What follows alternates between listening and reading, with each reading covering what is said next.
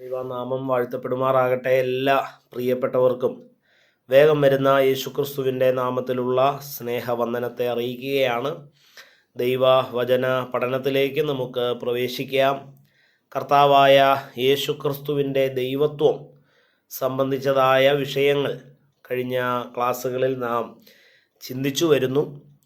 തൻ്റെ പേരുകൾ, യേശുക്രിസ്തുവിന്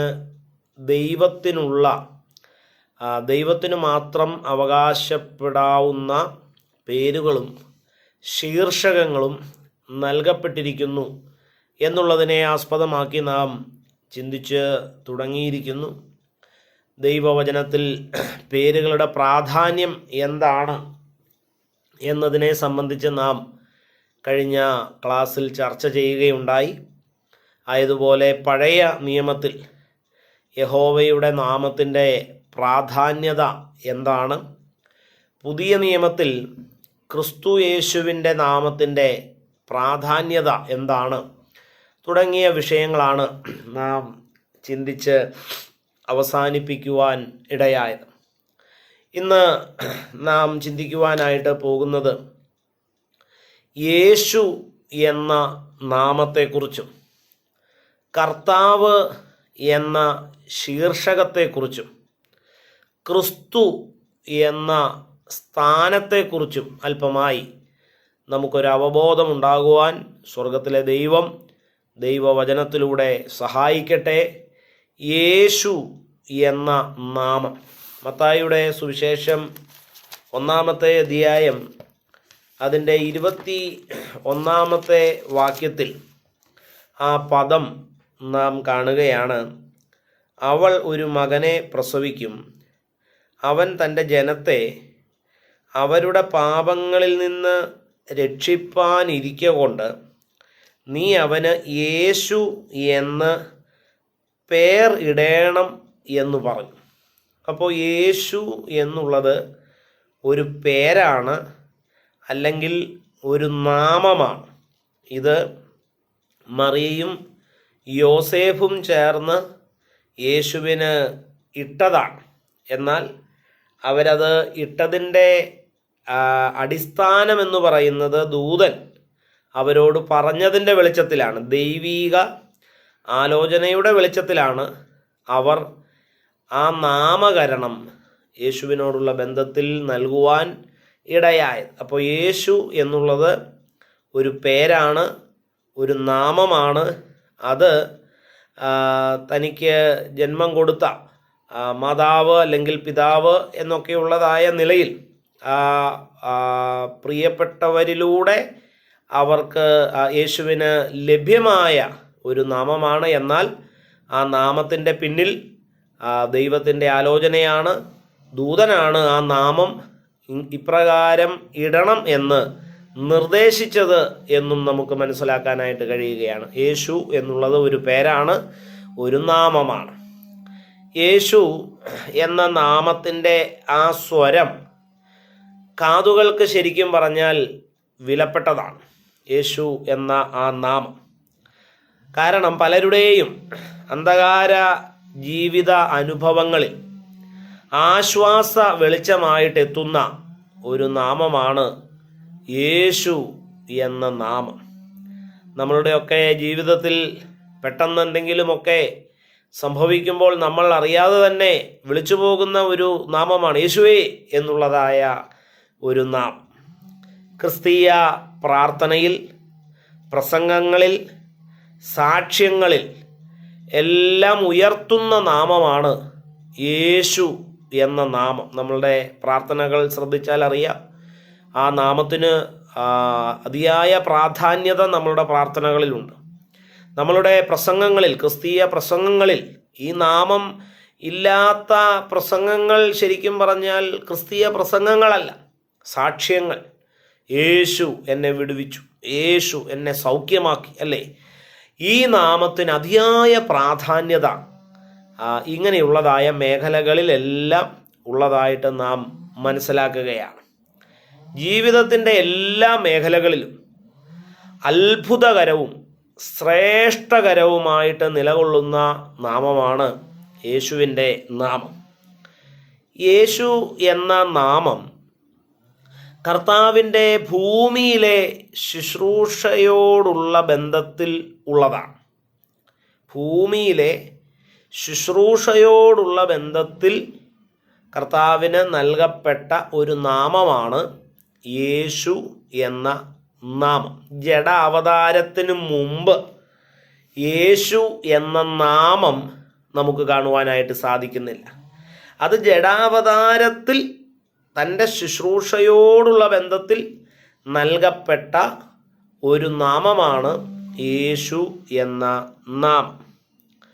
യഹൂദ ചരിത്രകാരനായ ജോസീഫസിൻ്റെ അഭിപ്രായത്തിൽ യേശു എന്ന് പേരുള്ള 20 പേരോളം ആ കാലഘട്ടത്തിൽ ജീവിച്ചിരുന്നു എന്നാണ് നമുക്ക് മനസ്സിലാക്കാൻ കഴിയുന്നത്. അപ്പോൾ യേശു എന്നുള്ളത് ആ കാലഘട്ടത്തിലെ ഒരു പേരായിരുന്നു.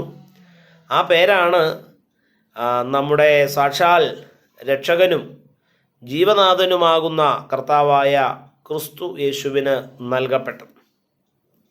യേശു എന്ന പേരിന് സ്വാധീനവും ശക്തിയും കൈവരുന്നത് കർത്താവ് എന്ന ശീർഷകത്തിലൂടെയും ക്രിസ്തു എന്ന ഉദ്യോഗ സ്ഥാനത്തിലൂടെയുമാണ്.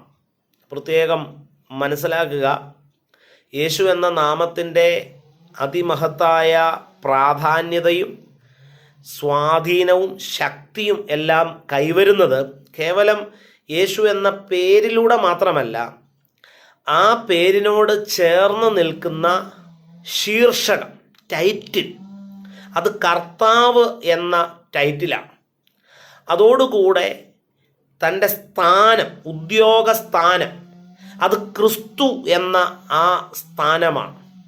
ഇത് രണ്ടും കൂടെ യേശു എന്ന നാമത്തോട് ചേർന്ന് വരുമ്പോഴാണ് ആ നാമത്തിൻ്റെ സ്വാധീനത എത്രത്തോളം വലിയതാണ് എന്ന് നമുക്ക് മനസ്സിലാക്കുവാൻ കഴിയുന്നത്.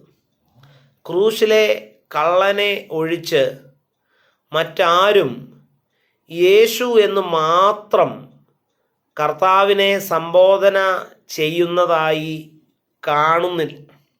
ലൂക്കോസ് 23:42 ക്രൂശിലെ കള്ളൻ സംബോധന ചെയ്യുന്ന ഒരു ഭാഗം നാം കാണുന്നുണ്ട്. പിന്നെ അവൻ, യേശുവേ, നീ രാജത്വം പ്രാപിച്ചു വരുമ്പോൾ എന്നെ ഓർത്തുകൊള്ളണമേ എന്ന് പറഞ്ഞു. ഈ ഒരു ഭാഗം ഒഴിച്ചാൽ ബാക്കിയുള്ള ഭാഗങ്ങളിൽ എല്ലായിടത്തും തന്നെ ഒന്നുകിൽ കർത്താവായ യേശു എന്നോ, കർത്താവായ ക്രിസ്തു യേശു എന്നോ, ക്രിസ്തു എന്നോ, അല്ലെങ്കിൽ യേശു ക്രിസ്തു എന്നോ, ക്രിസ്തു യേശു എന്നോ ഒക്കെയുള്ളതായ നിലയിൽ ആണ് യേശുവിനെ സംബോധന ചെയ്യുന്നത്. യേശു എന്ന നാമം മാത്രം ഉപയോഗിച്ച് വേദപുസ്തകത്തിൽ യേശുവിനെ സംബോധന ചെയ്യുന്ന ഒരു വ്യക്തി മറ്റൊരു വ്യക്തിയോട് സംസാരിക്കുമ്പോൾ അല്ലെങ്കിൽ സംബോധന ചെയ്യുന്നതായ രംഗങ്ങൾ വളരെ കുറവായിട്ടാണ് നാം കാണുന്നത്. പ്രത്യേകിച്ച് ലേഖനങ്ങളിലേക്ക്, റോമാലേഖനം മുതൽ അങ്ങോട്ട് പോകുമ്പോൾ എല്ലായിടങ്ങളിലും തന്നെ ഒന്നുകിൽ കർത്താവായ ക്രിസ്തു യേശു എന്ന് മുഴുവനായിട്ടോ, അല്ലെങ്കിൽ ക്രിസ്തു യേശു, യേശു ക്രിസ്തു തുടങ്ങിയതായ രീതികളിൽ ആണ് സംബോധന ചെയ്യപ്പെട്ടിരിക്കുന്നത് എന്ന് നാം മനസ്സിലാക്കുക. അതിൻ്റെ കാരണം, യേശു എന്നുള്ളതായ പേര് തനിക്ക് മാത്രമായിരുന്നില്ല ഉണ്ടായിരുന്നത്. 20ഓളം പേർ ആ കാലഘട്ടത്തിൽ യേശു എന്ന പേരിൽ ജീവിച്ചിരുന്നു. അതുകൊണ്ട് കൂടുതൽ ആധികാരികതയ്ക്കും തൻ്റെ ദൈവത്വത്തെ പൂർണ്ണമായ നിലയിൽ വെളിപ്പെടുത്തത്തക്ക രീതിയിൽ ആ സംബോധന വ്യത്യസ്തമായിരുന്നു. കർത്താവായ ക്രിസ്തു യേശു എന്ന് വെളിപ്പെടുത്തുമ്പോൾ അതിലൊരു പൂർണ്ണത നമുക്ക് കാണുവാനായിട്ട് സാധിക്കുകയാണ്. എൻ്റെ പേര് സുജോ എന്നാണ്. എന്നാൽ സുജോ എന്ന പേര് ഒരു പക്ഷേ പലർക്കും ഉണ്ടാകുവാൻ സാധ്യതയുണ്ട്. എന്നാൽ എൻ്റെ വീട്ടുപേരും എൻ്റെ പിതാവിൻ്റെ പേരും ചേർത്ത് എൻ്റെ പേര് വയ്ക്കുമ്പോൾ അതൊരു യുണീക്ക് ആയിട്ട് മാറുകയാണ്. ആ പേരൊരു യുണീക്ക് ആയിട്ട് മാറുകയാണ്. വാഴയിൽ ജോർജ് മകൻ സുജോ എന്നുള്ളതായ ഒരു പേര് പരാമർശിച്ചാൽ അത് വേറെ ആരും ആ പേരിന് അവകാശവാദം ഉന്നയിക്കത്തില്ല. ആ ഒരു പേര്, ആ ഒരു സ്ഥാനം അത് എനിക്ക് മാത്രം അവകാശപ്പെട്ടതാണ്. ആയതുപോലെയാണ് യേശു എന്ന് മാത്രം സംബോധന ചെയ്യപ്പെടുമ്പോൾ അവകാശവാദം ഉന്നയിക്കുവാൻ പലരുമുണ്ടായിരിക്കാം. എന്നാൽ കർത്താവായ ക്രിസ്തു യേശു എന്നുള്ളതായ പൂർണ്ണമായ നിലയിൽ നാം സംബോധന ചെയ്യുമ്പോൾ അതിന് അവകാശവാദം ഉന്നയിക്കുവാൻ മറ്റാരും ഉണ്ടാവുകയില്ല, മറ്റാർക്കും കഴിയുകയില്ല. അത് ജീവനാഥനാകുന്ന, സാക്ഷാൽ മശിഹയാകുന്ന, സാക്ഷാൽ രാജാവാകുന്ന, രാജാതിരാജാവാകുന്ന കർത്താവിന് മാത്രമേ ആ പേരിൻ്റെ അവകാശവാദം ഉള്ളൂ എന്നുള്ളത് നല്ലതുപോലെ നമുക്ക് മനസ്സിലാക്കുവാൻ കഴിയട്ടെ. ആയതുകൊണ്ട് നമ്മുടെ പ്രാർത്ഥനകളിലും നമ്മൾ പ്രാർത്ഥിച്ച് അവസാനിപ്പിക്കുമ്പോഴൊക്കെ വെറുതെ യേശുവിൻ്റെ നാമത്തിൽ എന്ന് മാത്രം നമ്മൾ പറഞ്ഞ് അവസാനിപ്പിക്കാതെ അത് കർത്താവായ ക്രിസ്തു യേശുവിൻ്റെ അല്ലെങ്കിൽ കർത്താവായ യേശു ക്രിസ്തുവിൻ്റെ നാമത്തിൽ എന്ന് പറഞ്ഞ് അവസാനിപ്പിക്കുമ്പോൾ അതിന് കൂടുതൽ ആധികാരികതയും കൂടുതൽ ശക്തിയും കൂടുതൽ ദൃഢതയും എല്ലാം കൈവരിക്കുവാനായിട്ട് കഴിയും എന്നുകൂടെ സാന്ദർഭികമായിട്ട് ഞാൻ ഓർമ്മപ്പെടുത്തട്ടെ. യോശുവ എന്ന എബ്രായ പദത്തിൻ്റെ യവനായ ഗ്രീക്ക് രൂപമാണ് യിസൂസ് എന്ന പദം. ഒന്നുകൂടെ പറയാം, യോശുവ എന്ന എബ്രായ പദത്തിൻ്റെ യവനായ രൂപമാണ് യിസൂസ് എന്ന പദം. ഇതിൻ്റെ ഇംഗ്ലീഷ് ലിപ്യന്തരണമാണ് എന്ന് പറഞ്ഞാൽ ട്രാൻസ്ലിറ്ററേഷനാണ് ജീസസ് എന്ന പദം. അതിൻ്റെ തർജ്ജമയാണ് യേശു എന്ന മലയാള പദം.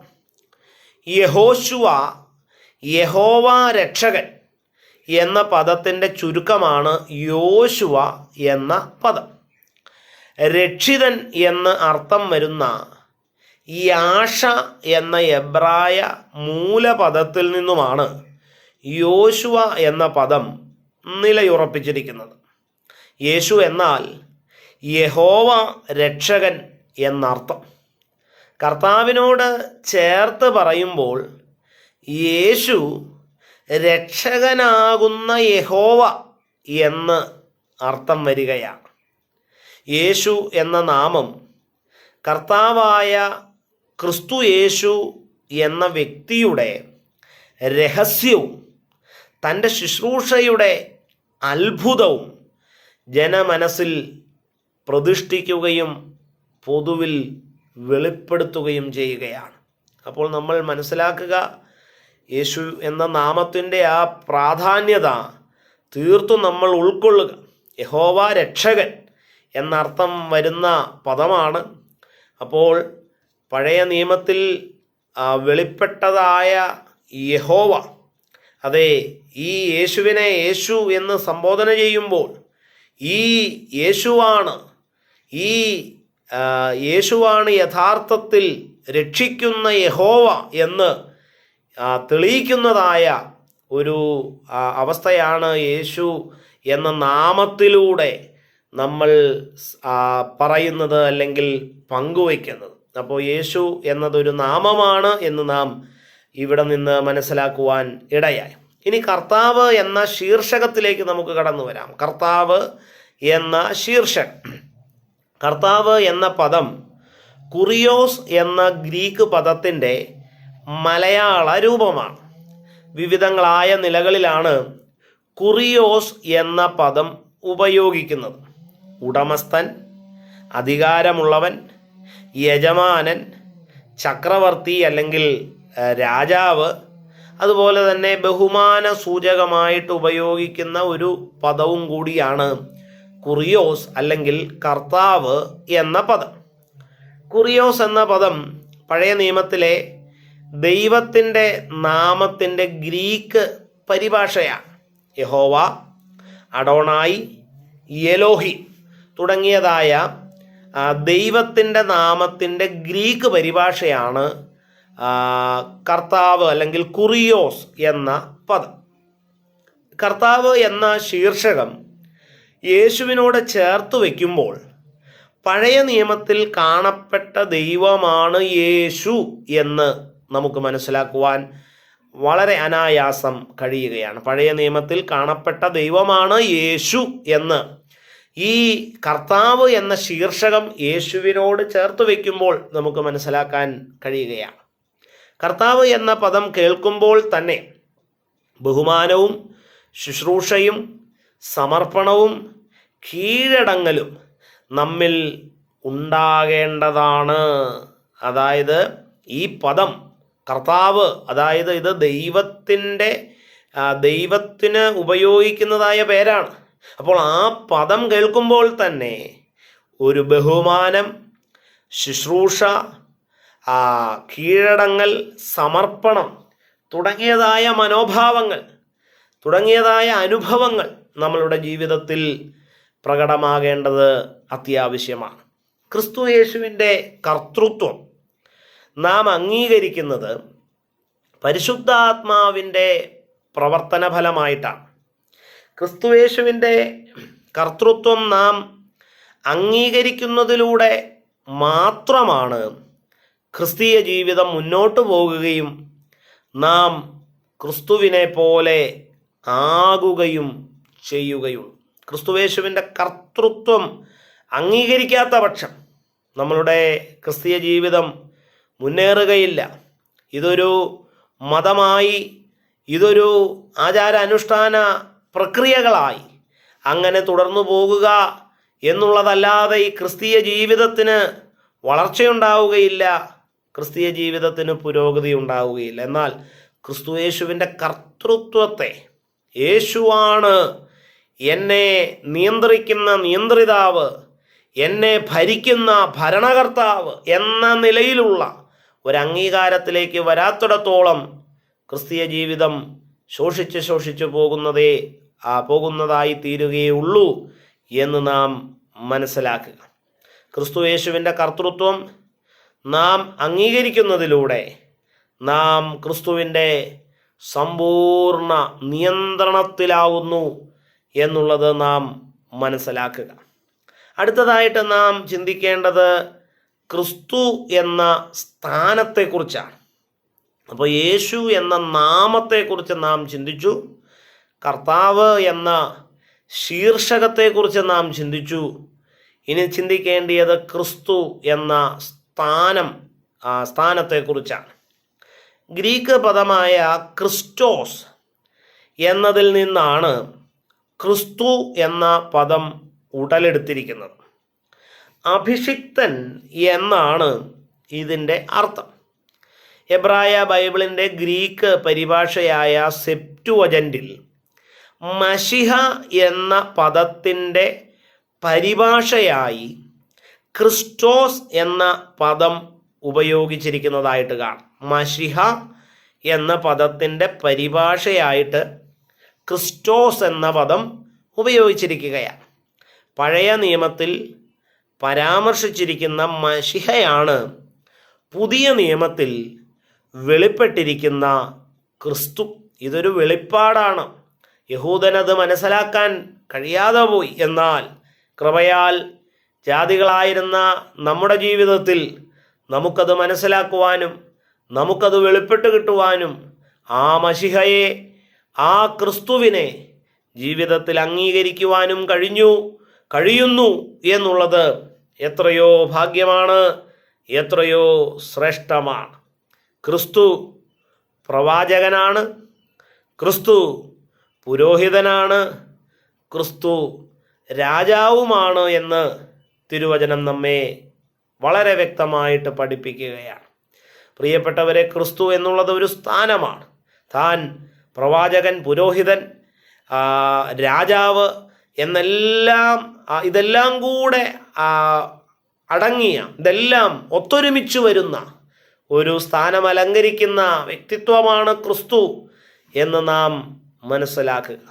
അപ്പോൾ യേശു എന്ന നാമം, കർത്താവ് എന്ന ശീർഷകം, ക്രിസ്തു എന്ന സ്ഥാനം, യേശു കർത്താവ് എത്രയോ വലിയവനാണ്, അവൻ എത്രയോ ആരാധനയ്ക്ക് യോഗ്യനാണ് എന്ന് നമുക്ക് തൻ്റെ പേരുകളിലൂടെ, ശീർഷകങ്ങളിലൂടെ, തൻ്റെ സ്ഥാനങ്ങളിലൂടെ നമുക്ക് മനസ്സിലാക്കുവാൻ കഴിയുകയാണ്. പ്രിയമുള്ളവരെ, ഈ യേശുവിനെയാണ് നാം ആരാധിക്കുന്നത്. ആ യേശുവിനെ കേവലം യേശു എന്ന നാമത്തിൽ മാത്രം നാം ഒതുക്കി നിർത്താതെ തൻ്റെ ശീർഷകവും തൻ്റെ സ്ഥാനവും കൂടെ ചേർത്ത് ആ നാമത്തെ നാം സംബോധന ചെയ്യുമ്പോൾ അതിൻ്റെ പൂർണ്ണത, അതിൻ്റെ ശക്തി, അതിൻ്റെ ഗൗരവം, അതിൻ്റെ അധികാരം, അതിൻ്റെ പ്രാധാന്യത ഇതെല്ലാം വിശാലമായി വരികയാണ്. കർത്താവായ ക്രിസ്തു യേശു എന്നുള്ളതായ നിലയിൽ യേശുവിനെ നമുക്ക് കാണുവാൻ കഴിയുകയാണ്. തൻ്റെ ദൈവത്വത്തെ ഈ പേരുകളിലൂടെ നമുക്ക് തെളിയിക്കുവാനായിട്ട് കഴിയുന്നു എന്നുള്ളതും എത്രയോ മഹത്തരമായ കാര്യങ്ങൾ തന്നെയാണ്. ദൈവം നമ്മെ അനുഗ്രഹിക്കട്ടെ. തുടർന്നുള്ള ക്ലാസ്സിൽ തൻ്റെ വിവിധ പേരുകൾ, ഓരോ പേരുകളെയും നമ്മളൊന്ന് പരിചയപ്പെടുവാനായിട്ട് പോവുകയാണ്. ദൈവം നമ്മെ ധാരാളമായിട്ട് സഹായിക്കട്ടെ. ഈ സാക്ഷാൽ വലിയവനാകുന്ന, സ്തുത്യനാകുന്ന, ആരാധ്യനാകുന്ന കർത്താവായ ക്രിസ്തു യേശുവിനെ നമ്മളുടെ ജീവിതത്തിൽ മുറുകെ പിടിച്ചുകൊണ്ട് ക്രിസ്തു യേശുവിന് വേണ്ടി തന്നെയാകട്ടെ നമ്മുടെ ജീവിതം, നമ്മളുടെ മുഴുവൻ സമർപ്പണവും എന്നുള്ള ആഗ്രഹത്തോടും പ്രതീക്ഷയോടും പ്രത്യാശയോടും കൂടെ എല്ലാവരെയും ദൈവം അനുഗ്രഹിക്കട്ടെ എന്ന ആശംസയോടും കൂടെ വാക്കുകളെ അവസാനിപ്പിക്കുന്നു. ദൈവം നമ്മെ അനുഗ്രഹിക്കുമാറാകട്ടെ. സ്തോത്രം.